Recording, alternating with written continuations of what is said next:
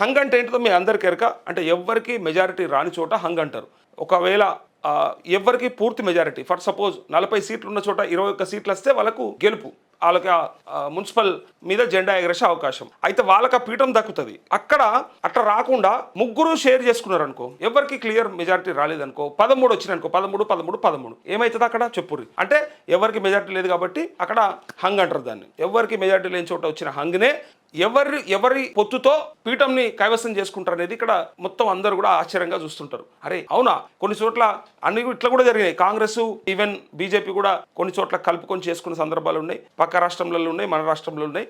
ఎందుకంటే వాళ్ళకి మున్సిపాలిటీ ఖచ్చితంగా అక్కడ పాలకవర్గం ఏర్పడాలి. సో ఏర్పడాలంటే ఇట్లయితే అట్లా నడవది. అంటే ఎట్టి పరిస్థితుల్లో అట్లా అయితే కొనుడు అమ్మకాలు కూడా జరుగుతాయి, అది సెకండరీ. ప్రైమరీ ఏం ట్రై చేస్తారంటే పార్టీలలో ఏమన్నా అవకాశం ఉందా, ఇలా కాంగ్రెస్కి బీఆర్ఎస్ సపోర్ట్ చేస్తుందా లేదా బీజేపీ వైపు వెళ్తుందా, ఓవరాల్గా రాష్ట్రంలో ఎట్లుందో దాన్ని బట్టి డిసైడ్ అవుతారు.